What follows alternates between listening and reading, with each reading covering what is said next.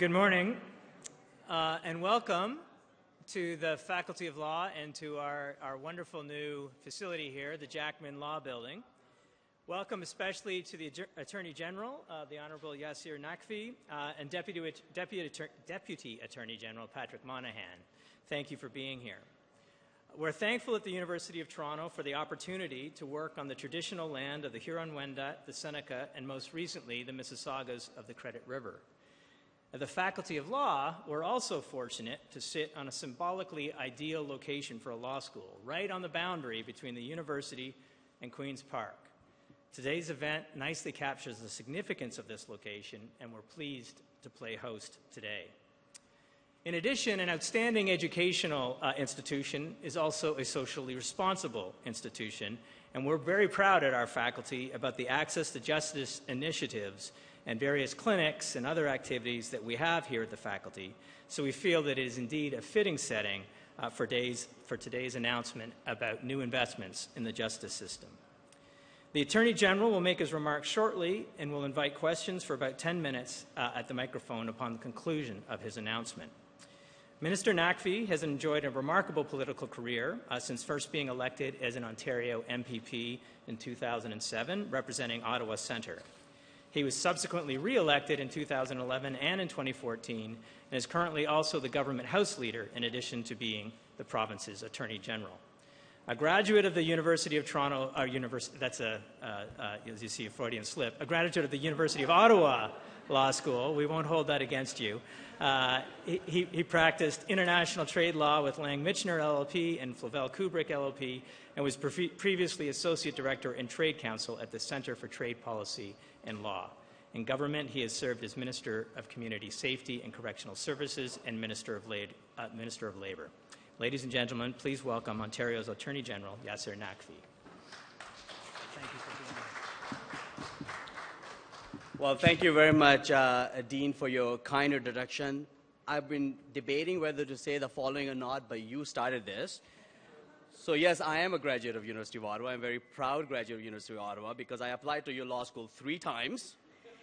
And before others could even send me their acknowledgement letter receipt, you sent me no. So it's not my fault that I did not graduate from your law school, but you started it. Good morning, everyone. I very much appreciate all of you joining us today, and I do want to thank Dean Yakabuchi and the Faculty of Law for welcoming us here today in your beautiful new addition to law school, so thank you. Earlier this year, the Supreme Court of Canada sounded the alarm. Across the country, including here in Ontario, the pace of criminal justice is too slow. Criminal cases are taking too long. There are vulnerable, low-risk people in our correctional facilities who should be out in the community on bail, but are not because they lack the right supports. At the same time, there are some in our correctional facilities who should be and are detained until their trial, but wait too long for their day in court. Our criminal courts are bottlenecked, daily dockets are jammed, and early trial days are hard to come by. This is not good for anyone. Justice delayed is justice denied for victims, for witnesses, for the accused, for all of us. This is a real and significant challenge. I'm here today to announce that Ontario is ready to meet this challenge, to take the lead and create a faster and fairer criminal justice system in our province to enhance public safety. Since the Supreme Court of Canada issued its decision in Jordan in July, justice leaders in courthouses across the province have been working together. The judiciary, Crowns, the defense bar, legal aid, our hardworking court staff have come together to identify, triage, and resolve as many cases as quickly as possible. And it's clear that the government needs to support their efforts in a significant way. That is why our government is launching a comprehensive plan to enhance public safety by speeding up criminal justice in Ontario. and make more support and supervision available to vulnerable, low-risk individuals who come in contact with the law. Our plan includes significant new investments and innovative new programs that will improve the performance of Ontario's justice system. Let me first deal with the issue of time to trial. The Jordan decision is a game changer. It requires a strong response. Beginning immediately, we will appoint 13 new judges to the bench of the Ontario Court of Justice. We will add 32 assistant Crown attorneys to our ranks. We will provide funding to Legal Aid Ontario for 16 duty counsel who will be available to provide on-the-spot help with bail to those in need. And they will be supported by 26 new courtroom staff. Our plan will help ensure that cases are resolved faster by having more assistant Crown attorneys working on cases and more judges to hear them. This will ensure faster justice for families, for victims, and for the accused. In addition to speeding up the trial process, our plan will improve another fundamental part of the criminal justice system, and that is bail. It is important to remember that Ontario is one of the safest jurisdictions in the world.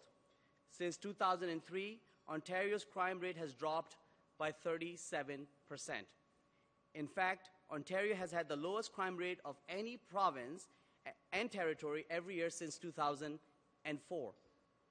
The reality is many of those in our correctional facilities are vulnerable and are in need of support. A disproportionate number of them are Indigenous, racialized, and have complex mental health needs. Many are not a threat to public safety. They are low risk and simply do not have the supports they need to be out of custody on bail. Holding them in jail places a huge financial burden on the entire justice sector and costs the Ontario taxpayer who ultimately foots the bill. Our action plan on bail is groundbreaking. It includes investments and innovative new policies and programs. It does three things. One, it will ensure more effective and timely bail decision-making. Two, it will provide for more bail supervision and support programs in the community for low-risk, vulnerable people. And three, it will usher in increased openness and transparency in criminal justice system. Our plan will expand the bail verification and supervision program province-wide so that there will be more support options available for low-risk, vulnerable people so that they can be safely and quickly released into the community, instead of remaining in custody waiting for a bail hearing. Our plan will also ensure that vulnerable, low-risk people have increased access to legal counsel soon after being charged so that they are prepared to move to the bail hearing stage faster, reducing the time they have to spend in custody on remand. Last, but certainly not the least, our plan involves developing a new Indigenous bail and remand program which will be facilitated by Indigenous service providers, organizations, and communities. The program will allow low-risk accused Indigenous people to remain in their communities while awaiting trial, including those living in remote communities. In addition, we have appointed three prominent legal experts, former Chief Justice Brian Lennox, former Deputy Attorney General Murray Siegel, and Deputy Crown Attorney Laurie Montague, to provide advice on modernizing Crown policies on bail, for example, providing advice on the use of sureties, bail conditions, and GLADU principles. To be clear, there are people accused of very serious crimes who pose a risk to community safety. These people should rightly be denied bail. However, they have a right to a timely trial which will enhance public safety. As I said earlier, we have a great challenge ahead of us. There's no sugarcoating it. While it won't be easy, I believe our plan will enhance public safety by speeding up criminal justice in our province and will make more supports and supervision available to vulnerable, low-risk individuals who come in contact with the law. As the Attorney General I'm excited by the opportunity we have to make improvements to our justice system that will last for generations to come. Thank you, and I'm more than happy to answer questions that you may have. Time to trial initiative differ from Justice on Target? Well, so our focus here is very targeted in terms of providing resources that will ensure that cases are being dealt in a faster manner, more from a perspective of case management and pretrial matters. Justice on Target has been very much focused on finding those efficiencies and challenges within the entire system. But what Jordan has done is really changed the landscape. In the Jordan decision, the Supreme Court has given all of us a challenge, all partners in the justice sector. And one of the things they have asked the governments to do is to provide additional resources so that cases can be heard faster, could be tried faster. And we've been working very closely with our judiciary in determining what those resources look like, and we're responding to those needs by the announcement today. Sorry, we'll go to Mike, and then we'll come to you. What took you so long? I mean, we've had months to deal with the Jordan decision, and in the meantime, we've had serious criminal charges stayed, basically thrown out of court. What's taken so long to act on this seriously? Well, the Jordan decision came in July of this year. I was appointed as the Attorney General 2 weeks prior to that decision, and I can tell you that I, along with the entire Ministry of the Attorney General, has been working diligently along with our partners in the justice system, the judiciary, our crowns, the defense bar, in making sure that we have a robust and appropriate response to the landscape that has totally changed by virtue of the Jordan decision. Our partners in the justice system has been working actively from the beginning since the decision came about in terms of finding better ways of triaging and prioritizing cases. I've had the opportunity to raise these issues with our federal Minister of Justice at the federal, provincial, and territorial meetings. But we wanted to also make sure that we have a more comprehensive response to Jordan decision so that our system is faster and fairer and will enhance public safety, and that's what we're announcing today. The decision doesn't identify any new problems. Why did it take an ultimatum from the Supreme Court to get the province to address something that's been worsening for a long time? Well, I mean, the Supreme Court decision speaks to the entire country. And, you know, in the decision, they've challenged everyone from judiciary to Crown and Defense Bar to the governments. It's a very, it is a call for action in the decision. And they have found that there has been a culture of complacency that has creeped into our criminal justice system. And they, by setting some very strict presumptive ceilings around time to trial, they've given us the challenge, and we're responding. I'm very excited that we have worked very closely with all our justice partners to develop a very comprehensive approach, not only just providing resources on time to trial, but also a very comprehensive approach to how we do bail so that we can really shorten the timeframes around pre-trial custody matters that has an impact on the entire spectrum, entire process, so that we're looking at the entire system in a holistic way and ensuring that we're not clogging up our correctional facilities, that we are getting low-risk, vulnerable individuals in supervision within the community, but also making sure that there are faster trials that will enhance public safety.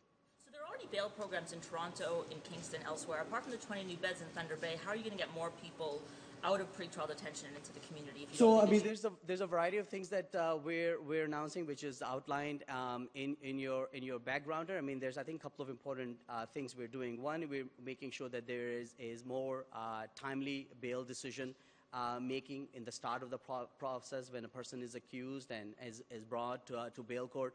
So by making sure that there is more Crown counsels and duty counsel available to work together right at the outset of the process so that one can determine what kind of conditions or sureties should be made available. That will help reduce the number of hearings that take place in many bail matters and allow for low-risk and vulnerable individuals to be able to get bail and be in supervision in the community.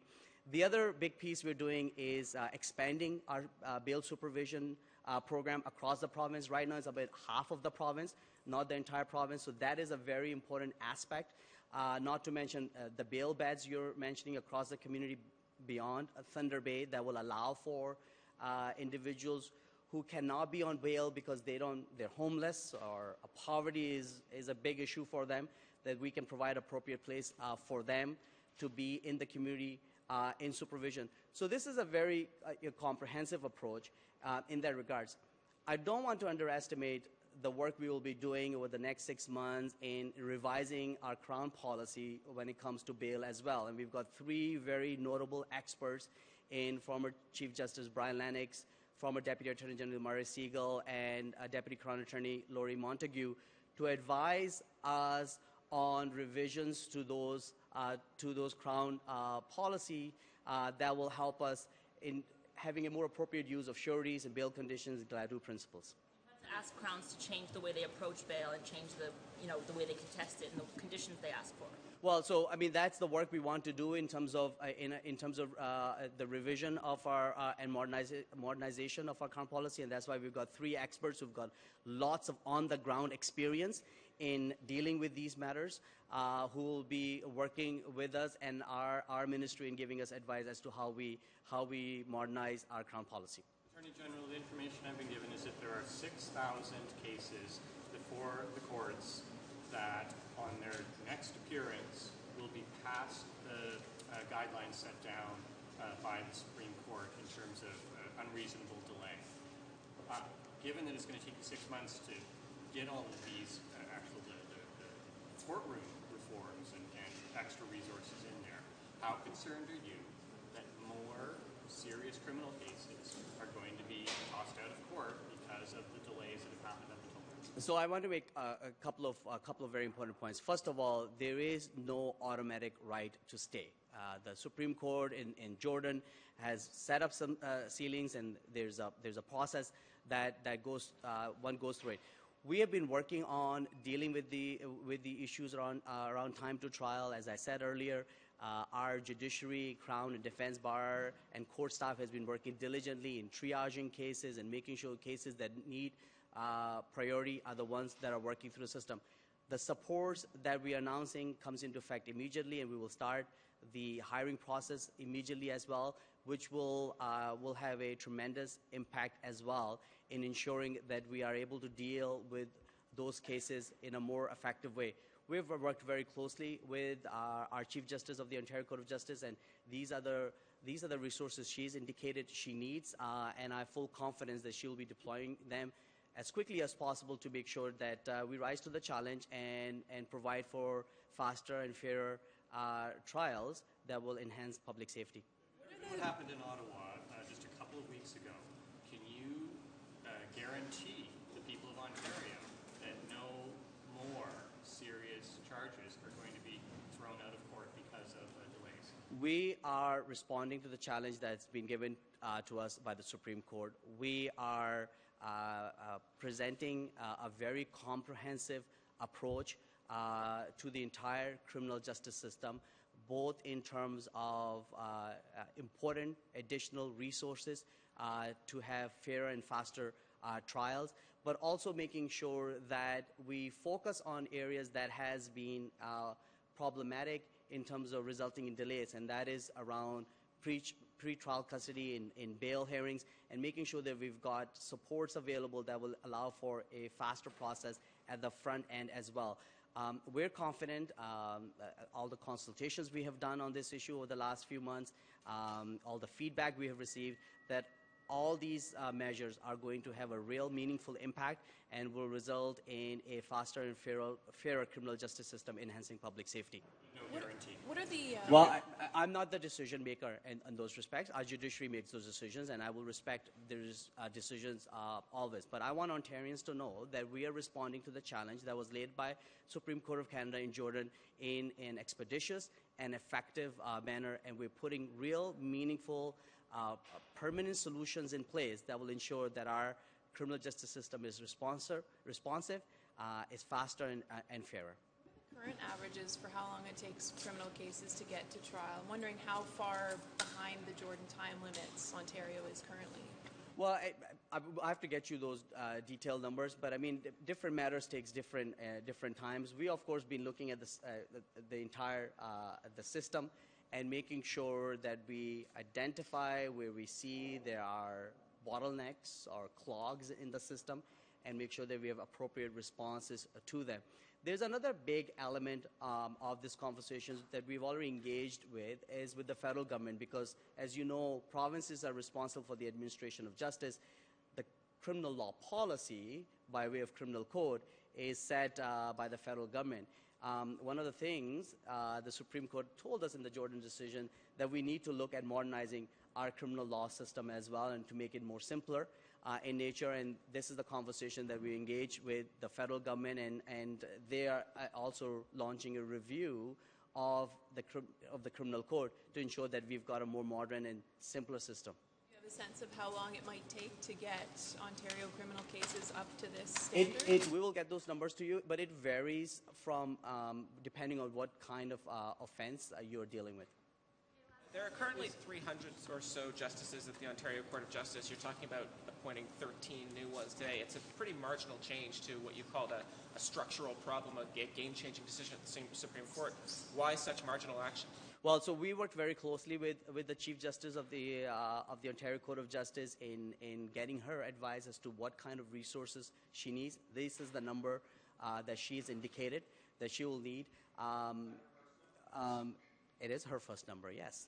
30, and you no, she did not actually, and you can confirm that with her. We have a very collaborative relationship with our judiciary. We work closely. She assures me that she is going to be using these resources in a very targeted manner to deal with issues around time to trial in an innovative manner that will ensure that our cases are moving faster through the criminal justice system. And do we have a cost for the measures that are introduced today? Yes, the cost is approximately $25 million a year. Let me come to Jamie and then I'll. 18 months, that's a really low ceiling. Are you going to be able to meet that? So Jimmy, you got to be a little louder. That's a really low ceiling. Do you have fears that you may not be able to meet that in every case? Well, you have to remember that what the Supreme Court of Canada said, that matters that are before the provincial courts are 18 months, and the matters that are serious in nature that go to Superior Court of Justice, the timeline is 30 months. So they have laid out two different time frames for different levels of courts. The fact of the matter is that they have asked governments, judiciary, councils in the system, to everyone to act, to really address the issues around delays within the system, to ensure that we always protect the rights of the accused in terms of unreasonable delays. And we're responding to that. We're responding to that by not only investing new resources in the system to expedite our criminal justice system, to make it faster and fairer, but also by making sure that we have an action plan that deals with bail around pre-trial custody, and see that we can relieve pressures of our correctional facilities, also have appropriate supervision for accused in the community, those who are low risk and vulnerable, and expedite the process from the very beginning when an individual comes in contact with the criminal justice system. But it's still a pretty low goal. You're going to have a tough time. There's going to be a tough time meeting every case at 18 months provincially. Well, we're determined to meet the challenge that was set by the Supreme Court of Canada. As I said in my remarks, that this is not going to be easy work, but it's a work nonetheless that we are committed to doing, and we are putting real resources and real strategies behind it. En français, pouvez-vous... A one-on-one, we can do that en français? Oui, okay. Thank you.